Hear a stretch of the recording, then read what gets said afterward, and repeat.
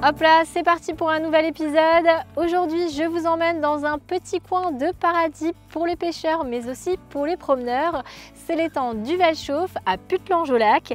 Cette réserve d'eau s'étend sur 55 hectares de superficie. Cet étang fait partie d'un ensemble de 6 étangs construits dans les années 30 pour servir de dispositif de défense pour la ligne Maginot. Aujourd'hui, ce point d'eau est réservé exclusivement à la pêche. Il est interdit de s'y baigner. Mais avant de vous en montrer plus, rejoignons Marie-Morgane à quelques pas de là qui nous présente un restaurant bistronomique, le 25 Bistro Chic. Regardez. Chers parents, ce midi, j'ai déjeuné au restaurant le 25 Bistro Chic à Putelange-au-Lac. C'est Patrick Labbé qui a créé cet établissement il y a 10 ans.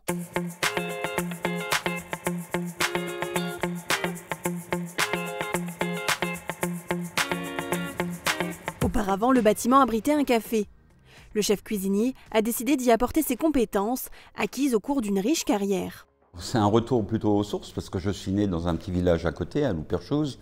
Donc, et après avoir vadrouillé un peu voilà, dans quelques coins de France, notamment sur Paris ou un peu à l'étranger, le Luxembourg, en passant aussi par le sud de la France.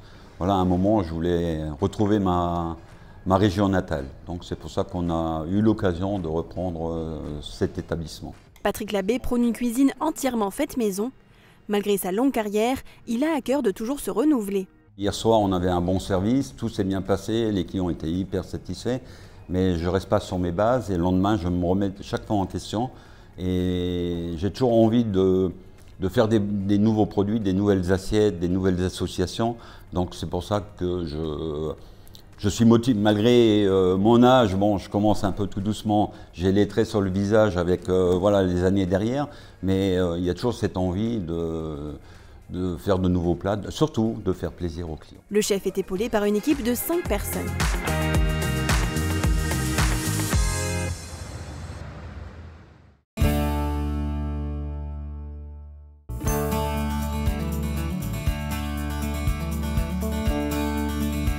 Bonjour Dominique Postal. Bonjour Marie. Vous êtes le 6e adjoint à la mairie de Putelange en charge des étangs de la pêche et des forêts.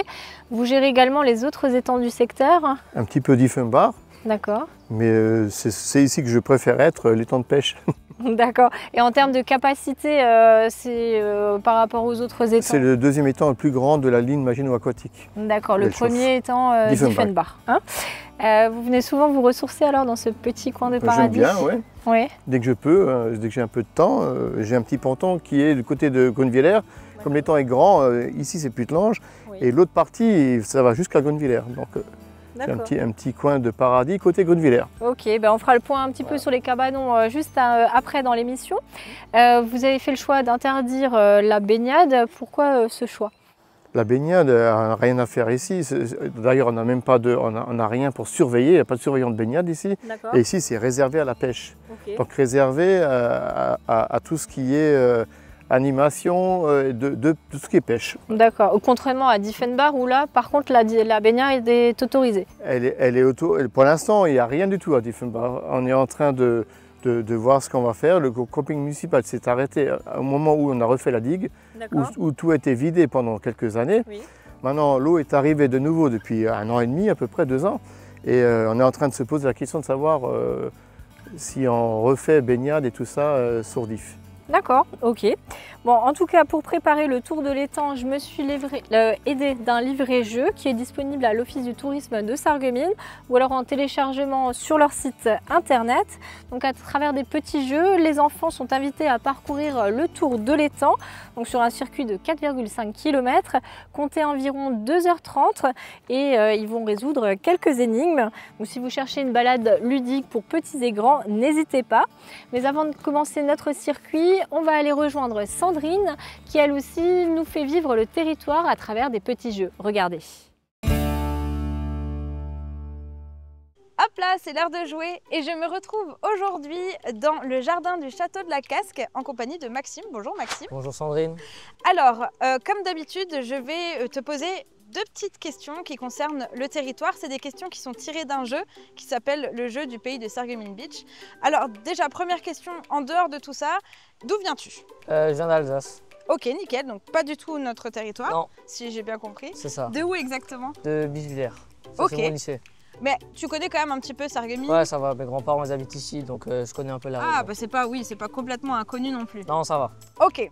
Est-ce que tu te sens d'attaque pour répondre à des petites questions? On va dire que oui. Hein. Ok, bah let's go, alors c'est parti. Alors j'ai une première question, alors pour celle-là, ça va être un chiffre qui va être à retrouver. Donc Ok. tu vas me proposer un chiffre, je vais te dire c'est plus, c'est moins. Ok, ouais. Et la question, c'est la suivante. Trouve le nombre d'habitants de Robes-Villers en 2020 en 30 secondes. Alors j'ai pas de chrono, hein, on va dire que ça fera 30 secondes.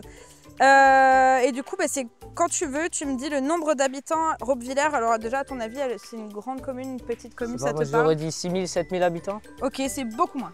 Beaucoup moins. 2000, Un peu moins. 1500. Ah non, attends, qu'est-ce que tu as dit? 2000? Ouais. C'est très beaucoup moins. 700. C'est moins. 250. C'est moins. 120. C'est un peu moins. 100. Un peu plus. 110. Un peu moins. 108. Un tout petit peu moins. 107. Encore moins. 106. Et le dernier, ce sera le bon. 105. 105 habitants. C'est bravo. Et rien du tout. Hein. Bah c'est pas beaucoup, oui. En fait, oui, au début, quand je t'ai entendu dire 1000, j'avais 100 en tête. Du coup, je me suis dit, ah ça va, il est pas trop loin. Mais non, c'est ça. 105 habitants, c'est vraiment très peu. Ouais. Alors, j'ai une deuxième question pour toi, si tu le veux bien. Est-ce que tu connais le Républicain Lorrain? Oui. Qu'est-ce que c'est? C'est un journal.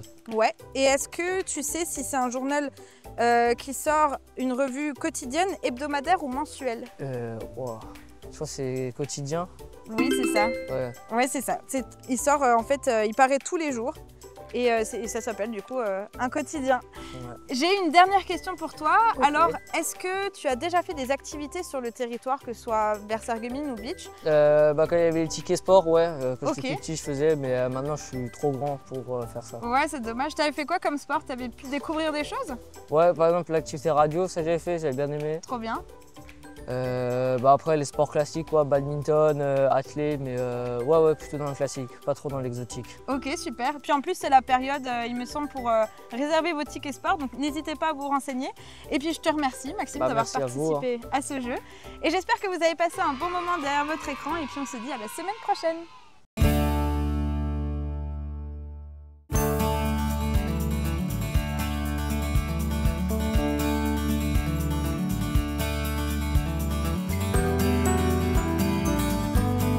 Alors tout le tour de l'étang, on peut voir qu'il y a plein de jolis petits cabanons. Alors à qui appartiennent-ils et il y en a combien? Donc, tous ces petits cabanons-là appartiennent à des particuliers qui sont moyennement du secteur, des fois même un peu plus loin. Il y a quand même pas mal d'Allemands qui louent ces emplacements. La mairie loue l'emplacement et c'est aux particuliers de construire son cabanon et de l'entretenir. Et au niveau tarif, Et niveau tarif, on n'est vraiment pas bien cher.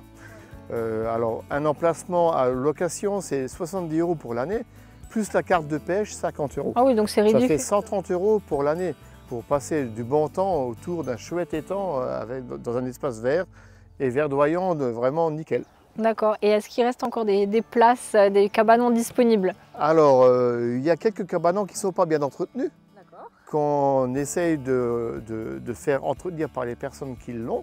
Et en fin de compte, s'ils ne le font pas, au bout d'un moment, ça revient à la mairie et la mairie les reloue l'emplacement à quelqu'un d'autre, moyennant 100 € pour le CCNAS de Puttelange. D'accord, ok, donc il y a encore quelques places de disponibles, hein, c'est pas rentré dans l'oreille d'une sourde. Une dizaine de places de disponibles où des pontons sont complètement à refaire.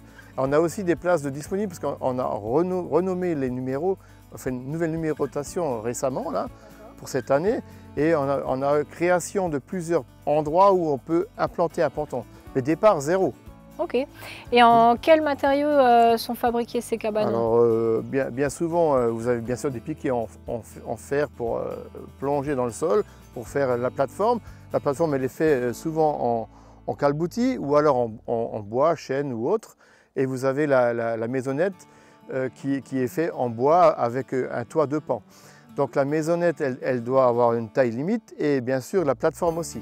Donc on a des plateformes qui ont 20 mètres carrés avec une maisonnette de 9 mètres carrés. D'accord, donc il y a une petite législation Tout quand à même. fait, Pour la... sinon les gens ils feraient n'importe quoi, ils feraient des chalets vacances Oui. complets. Hors normes. Voilà, hors normes, c'est ça. Donc pour construire ces cabanons et l'entretenir, il faut être habile de ses mains, à l'image donc de la personne du jour. Regardez.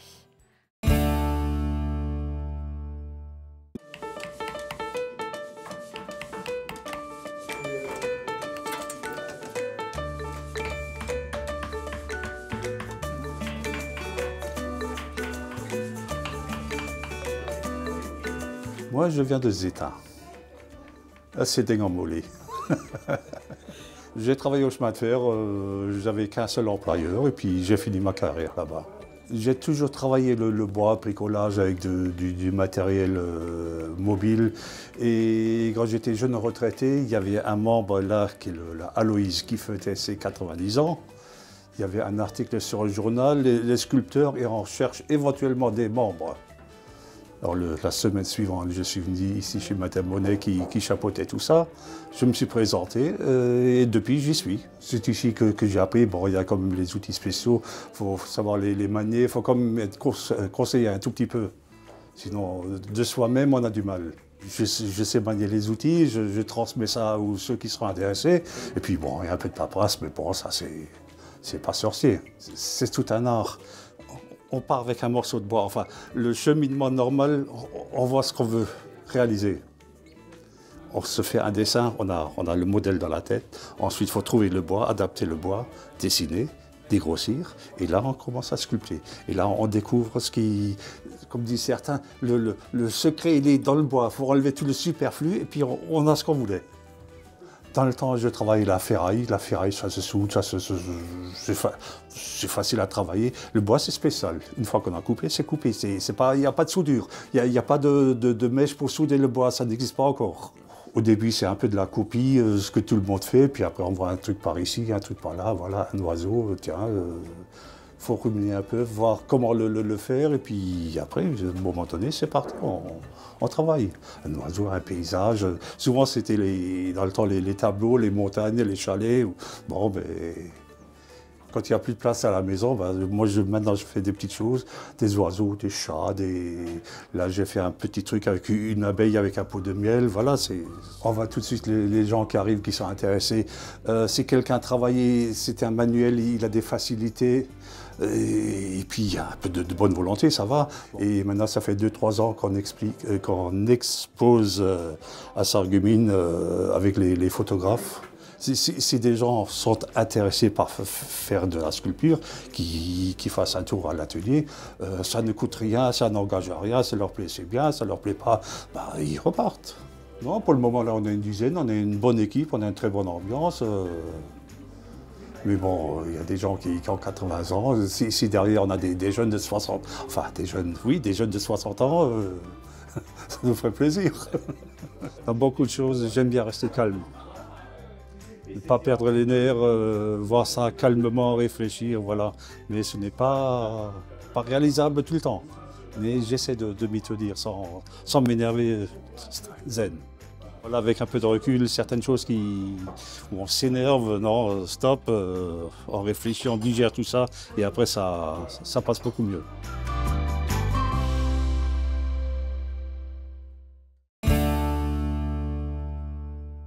Nous accueillons à présent Charles Juif. Bonjour. Bonjour. Donc vous êtes le président de l'APPMA, ce qui veut dire l'Association agréée pour la pêche et la protection du milieu aquatique. Vous êtes également un passionné de pêche et on m'a dit que vous étiez aussi un spécialiste de technique de la digue. Oui. Alors expliquez-moi un petit peu le fonctionnement. Nous avons une vanne de fond qui est ici pour faire vidanger les étangs. Et après, nous avons aussi, dans le temps, il y avait des lyres. Donc ces lyres, c'était comme un genre de siphon, donc l'eau arrivait dans un entonnoir, était aspirée. C'est comme vous prenez un tuyau d'arrosage, vous le mettez en bouche, vous l'aspirez et ça permet d'évacuer les eaux. Donc ça montait, donc il y avait un niveau 1, ça veut dire le plus bas, ça veut dire 20 à 20 cm du niveau. Ça remontait de 20 cm, il y avait le deuxième lyre qui se mettait en marche. Et au niveau des crues, il y avait la 3e lyre qui s'enclenchait. Donc après, on avait un débit de 40 000 m3 secondes qui sortait par l'arrière dans le Moutabar. D'accord. Et donc pourquoi est-ce qu'on a construit ces étangs? C'était pour noyer le Moutabar en l'invasion des Allemands en temps de guerre. D'accord, et c'était dans les années 1930, c'est ça. C'est ça. Et quels sont les autres étangs sur cette ligne? Donc on a l'étang d'Iffenbach qui est le plus grand, qui fait 9,25 m de profondeur. Après on a le deuxième qui est l'étang de Welschof à 8,25 m. L'étang de Hirbach qui fait dans les 6 mètres de profondeur, si je ne me trompe pas. Pareil pour l'étang de Remrin. Et après l'étang de Ost-Haut fait 4 mètres de profondeur. Et l'étang de Ost-Bas qui fait 2 mètres de profondeur. Et là, vous pouvez encore aller voir les fameuses lyres qu'on avait dans le temps, qu'on peut visiter et sur rendez-vous, je pense, qu'il faut demander à la mairie de Ost. De Ost, ok, c'est noté. Alors on va s'éloigner un petit peu de Puttelange, direction Welferdin. C'est aujourd'hui un quartier de Sarreguemines, mais c'était autrefois une commune à part entière. Focus aujourd'hui sur 2 bâtiments emblématiques et son histoire. Regardez.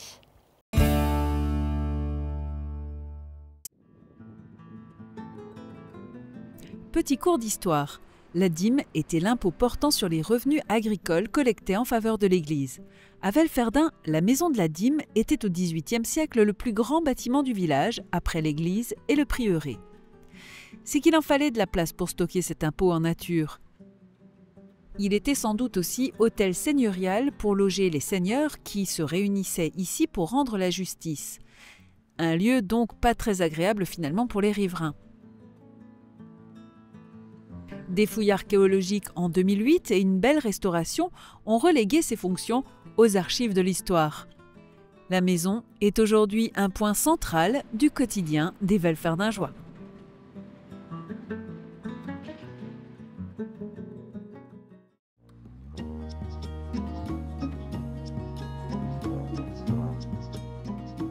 C'est un petit bâtiment de pierre à l'arrière de la mairie, le plus petit bâtiment du village, pas plus grand qu'un abri de jardin.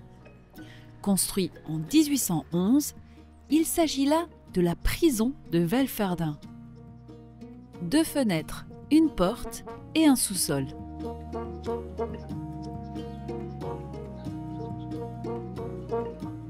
On raconte que la dernière occupante de cette prison était une femme de petite vie. Elle y aurait séjourné le temps d'une nuit pour ivresse sur la voie publique.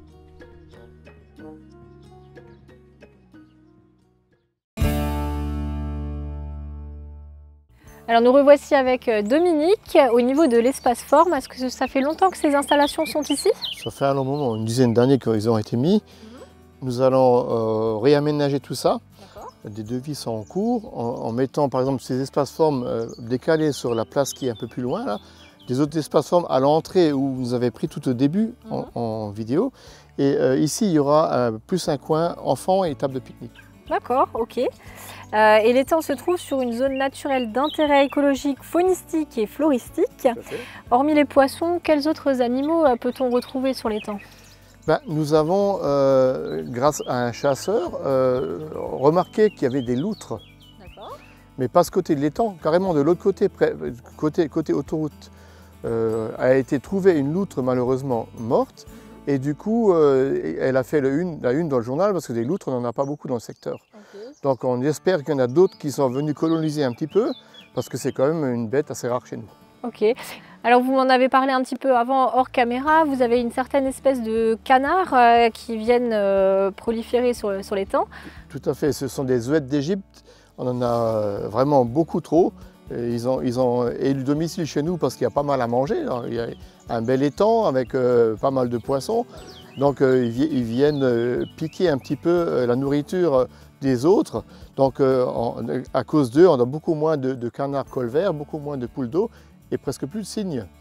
Donc ils vont dans les nids piquer, casser les œufs des autres variétés de bêtes. Et puis du coup, on se retrouve avec un maxi de zouèves d'Égypte. D'accord. Et comment est-ce que vous faites pour réguler cette population justement? Nous avons récemment mis l'étang en zone de chasse.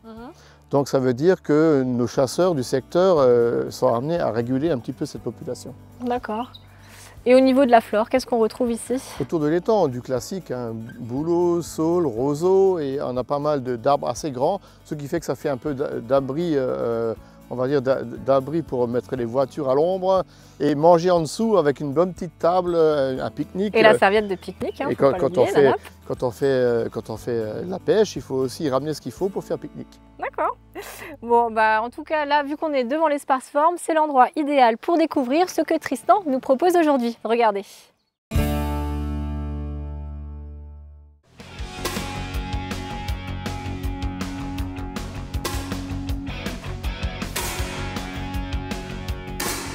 Au départ, c'est la sécurité qui prime. On va surtout s'intéresser à ce qui respecte bien les règles de sécurité.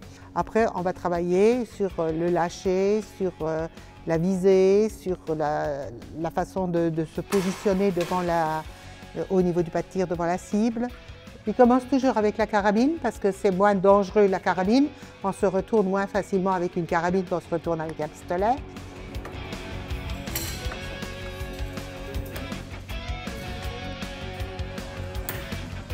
On les met déjà en position, on leur apprend déjà à bien viser et on leur apprend aussi à appuyer doucement sur la détente de manière à ce qu'ils arrivent à tirer vraiment au centre. Le carton, il a différentes zones et on leur apprend donc à viser dans la zone du noir. Et puis on leur apprend à faire des groupements. Il faut que les points soient resserrés.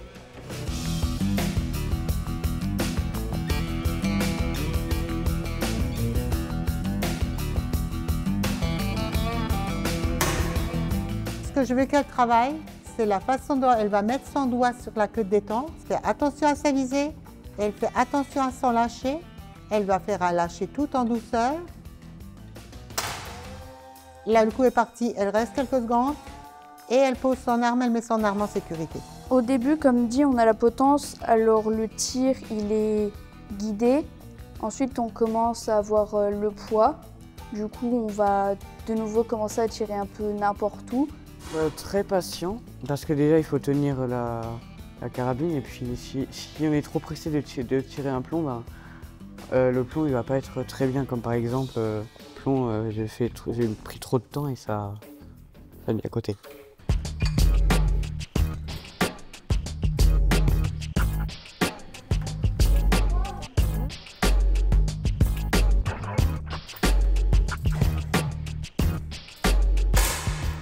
Ça va leur amener le calme, ça va leur amener la concentration, ça va leur amener un petit peu l'esprit d'équipe. Il y en a des parents qui nous font quand même la remarque qu'au niveau scolaire, ils font même des progrès par rapport à avant le tir.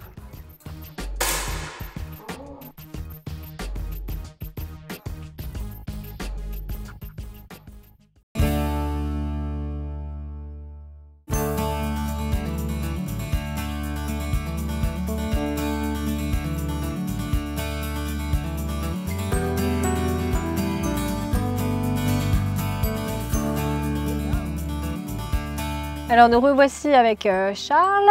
Donc vous êtes un passionné de pêche, donc on va parler un petit peu poisson avec vous. Quel type de poisson on peut retrouver dans l'étang? Donc ici on retrouve du gardon, de la tanche, de la carpe, de la brème.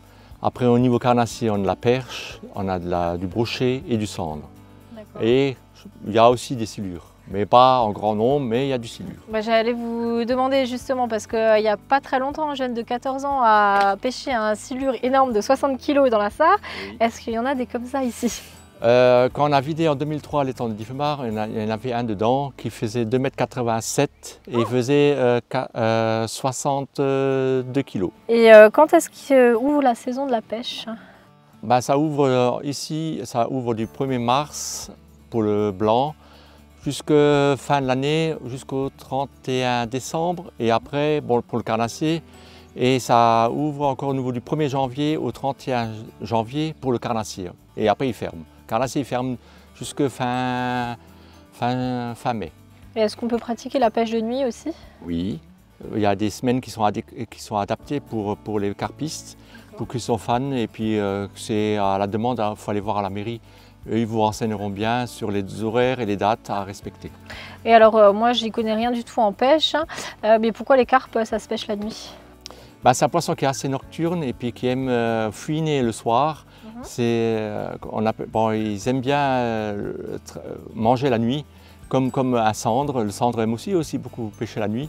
C'est pour ça que les carnassiers, des fois aussi le cendre, ils aiment bien être pêchés très tard, juste avant le coucher du soleil ou le lever du jour. Et alors, est-ce que tous les poissons se mangent ici? Oui, donc on peut les cuisiner à différentes sauces, soit au four, en cocotte ou à la poêle, hein, ça dépend. Bon, après, ça dépend quel poisson que vous attrapez. Et en général, les fritures, c'est aussi bien frit ou au barbecue. Ça se mange très bien. Alors, c'est pas forcément le but premier d'un pêcheur de manger ce qu'il pêche. Non. Après, il les relâche. Oui, en général, ce qui est privilégié le pêcheur, c'est les carnassiers. Hein. Donc la perche cendre, c'est les prioritaires, donc qui est très demandé. Après, c'est le brochet et après suit la friture et puis tout ce qui est... Les carpes, en général, c'est du no-kill. Hein. Ça veut dire qu'on le remet automatiquement à l'eau. Ok. Bon, moi, en tout cas, j'aime beaucoup manger du poisson quand il est bien cuisiné. Donc, on va retrouver nos 2 cuisinières tout de suite chez Mosaïque. Regardez.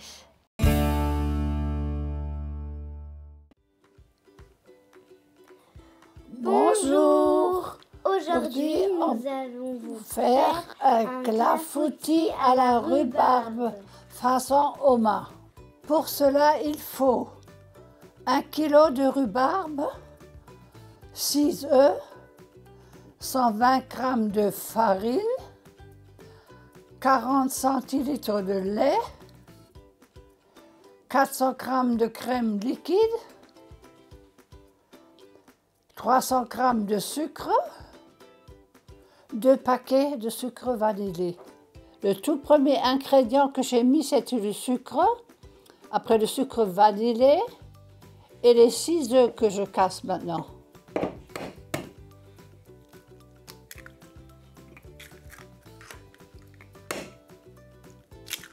Voilà. Maintenant, je vais battre les œufs avec le sucre.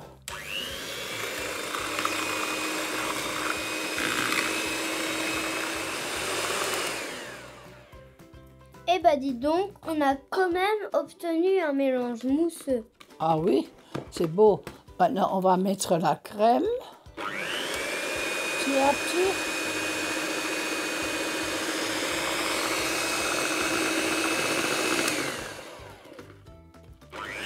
La farine.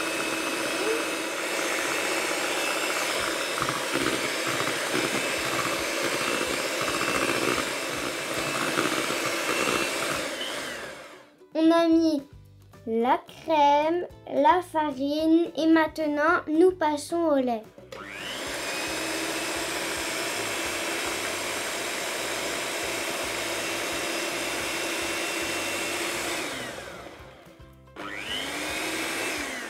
Voilà. En dernier, on rajoute la rhubarbe. Bien, on va mettre dedans.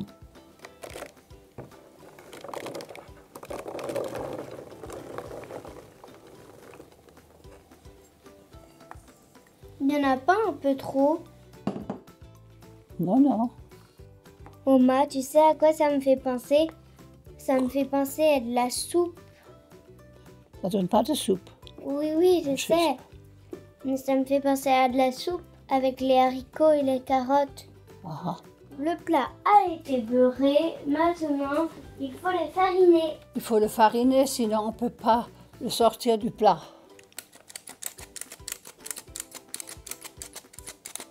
Alors, nous versons la pâte avec la rhubarbe dans le moule. Le plat allant au four. Ça me donne déjà faim. On va mettre là le plat allant au four pendant 30 à 40 minutes à 180 degrés.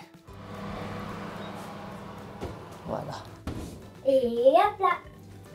Voilà. Notre clafoutis, il est cuit. On va le sortir. Le clafoutis, il est bien cuit, il est réussi. On vous souhaite un bon appétit à tous. Et pour dire, il faut le laisser encore un peu reposer jusqu'il soit froid. Et après, il faut prendre un couteau et le mettre autour et couper des parts. Et après, on peut le manger. Alors, bon appétit. Et à la semaine prochaine. Et à la semaine prochaine. Salut Lilou.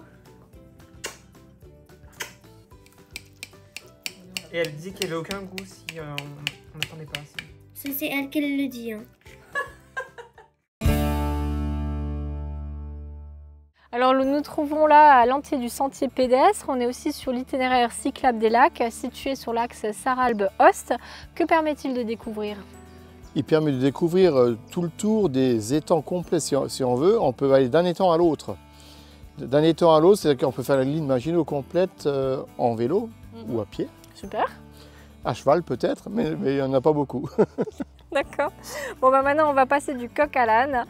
Je pose cette question à tous mes invités. Est-ce que vous parlez le plate?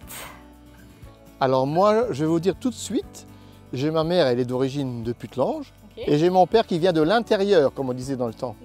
Le fait d'être de l'intérieur, mon père n'a jamais parlé un seul mot plate. Donc moi, dans tout ça, mélangé avec tout ça, un peu avec ma grand-mère, on va dire que je suis un handicapé linguistique. Donc ça veut dire que je comprends, mais j'ai du mal à m'exprimer. Mais je comprends. Mais est-ce que vous avez peut-être une petite expression favorite en plate? Alors, je ne sais pas, maintenant ça ne me vient pas tout de suite. Hein. Qu'est-ce que je pourrais dire en plate? Good à clic. Ok, bon, je ne sais pas ce que ça veut dire par contre. Qu'est-ce que ça veut dire? Bonne chance. Ok, d'accord. Bon, ben on va découvrir tout de suite une autre expression en plate. Regardez. Est-ce que tu arrives à lire ça à haute voix? Geldmatch, al dire ouf. Et qu'est-ce que ça veut dire en français? Je sais pas du tout, je suis pas très allemand en fait. Geld macht all dire ouf. Ah, Geld macht all dire ouf. L'argent ouvre toutes les portes. Exactement, bravo. Geld macht all dire ouf. Ah oui, Geld macht alle dire ouf, ja. Et qu'est-ce que ça veut dire? Ça veut dire que l'argent ouvre toutes les portes. Exactement. L'argent ouvre toutes les portes. Voilà. Eh bien bravo, merci beaucoup. Geld macht alle dire ouf. Et qu'est-ce que ça veut dire en français? Que l'argent ouvre toutes les portes. Bravo.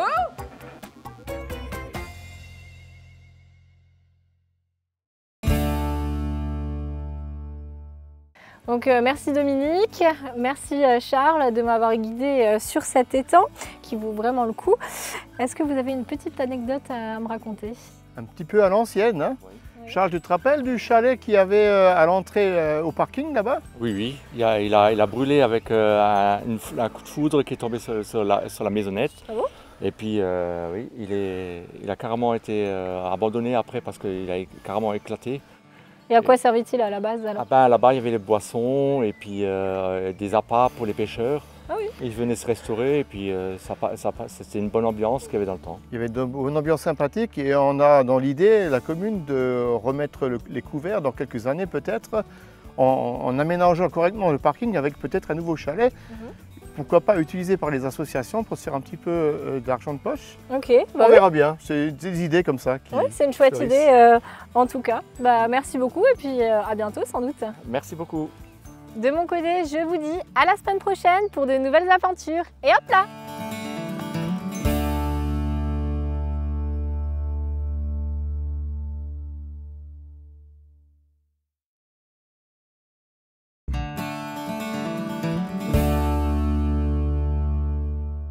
Hop là, c'est parti pour un week-end rempli d'histoire et de musique. Plongeons d'abord dans l'histoire avec Mémoire vivante à Rohrbach. L'association du Fort Cassot organise 2 journées de défilés de véhicules historiques, de reconstitution de combats et de spectacles pyrotechniques, avec quelques 110 figurants en tenue d'époque et une quarantaine de véhicules militaires. Ça commence samedi à 9h avec des animations toute la journée, puis le spectacle à 18h30.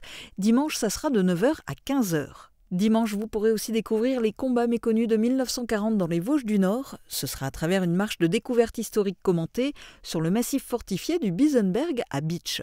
Départ de la maison forestière du Bisenberg à 8h45, 9h15, 9h45 et 10h15. Des histoires sur scène, les enfants du théâtre Studio 70 montent sur les planches vendredi soir à l'hôtel de ville de Sarreguemines. Sous la houlette de leur professeur et metteur en scène Margot Gauer, ils interpréteront leur spectacle Les Amours de sorcières. C'est pour petits et grands et essentiellement pour tous ceux qui aiment la magie, les mondes enchantés et les histoires qui finissent bien. Samedi, c'est la fête de la musique. De nombreux concerts vous sont proposés dans les rues, notamment à Sarreguemines, Bitche, Sarralbe, Roulin, Rohrbach.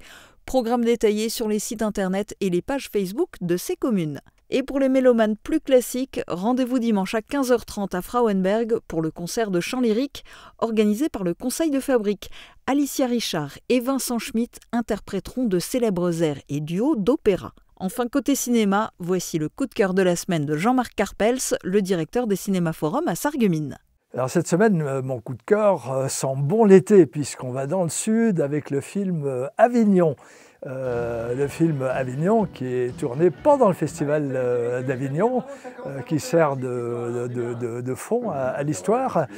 Et en fait, nous retrouvons Baptiste Le Caplin, qui a une actualité très chargée les derniers temps, puisque nous l'avions au cinéma pour son spectacle avec ses confrères Ferrari et de sa mère, où ils avaient cartonné. Nous avions eu la chance de l'accueillir fin de l'année dernière avec Jamais sans mon psy. Et là, effectivement, on le retrouve à Avignon, dans une groupe de théâtre qui fait du théâtre de boulevard, un peu contraint, forcé, et dans une galère financière. Et sur place, le personnage qu'il interprète, Stéphane, va recroiser Fanny, une ancienne connaissance, mais qui du coup, elle, a déjà beaucoup de notoriété et qui joue dans du classique. Et sur un malentendu, en fait, il lui fait croire qu'il interprète en fait Rodrigue dans le Cid. Et c'est là que ce malentendu se transforme quasiment en mensonge, qui lui permet de garder le contact avec Fanny, pour laquelle il a une certaine attirance. Et finalement, il ne sait plus comment s'en sortir de ce mensonge. Voilà, donc une comédie romantique, sympathique, qui sent bon l'été et à découvrir dans nos salles. Protégez et mettez en lumière votre maison avec toutes les nuances de crépi proposées par Modèle Habitat. Radio Studio 1, 105.8. Toute l'énergie du 80 pop rock, toute l'info locale et encore plus à Bitche, à Sarreguemines et partout où vous êtes. Radio Studio 1.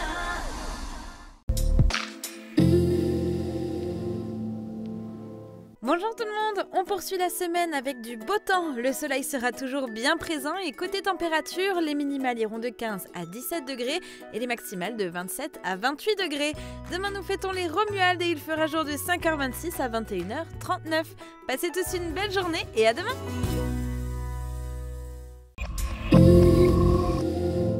Passez une journée festive ce samedi 28 juin à Lemberg. Au programme de la journée, de nombreuses animations ludiques, sportives et culturelles, mais aussi de la musique avec de nombreux groupes présents tout au long de la journée. Et en soirée, ne manquez pas les concerts des Surfing Coconuts, des Selkilt et des DJNL, avec un magnifique feu d'artifice. Rendez-vous samedi 28 juin à Lemberg.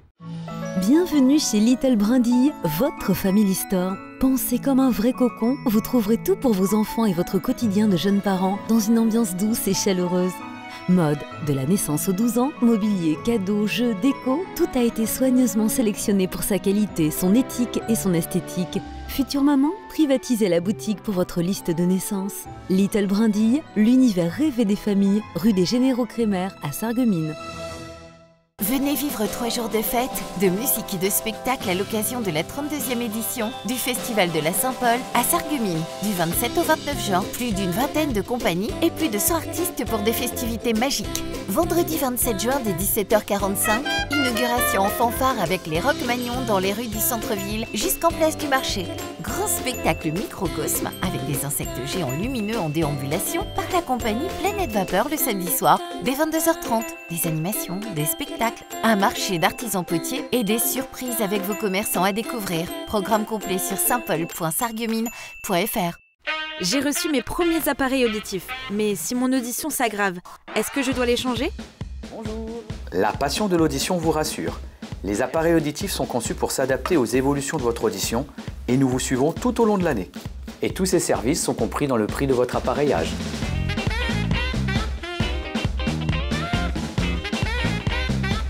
La saison culturelle de Sarreguemines vous invite à cultiver vos émotions. Au programme, près d'une vingtaine de spectacles aux univers variés, tels que danse, musique, humour ou encore théâtre, en compagnie d'artistes de renom. Infos et réservations sur sarreguemines.fr. Ouverture de la billetterie à partir du 1er juillet à 16 h pour les abonnements. Et dès le mercredi 2 juillet pour la billetterie individuelle, sur place en mairie lors des 2 journées de lancement, ainsi qu'à l'office de tourisme.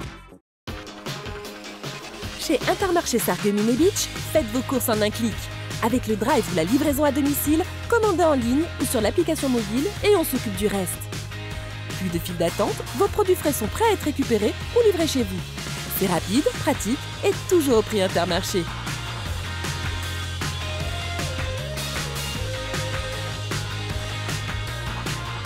Intermarché, tous unis contre la vie chère.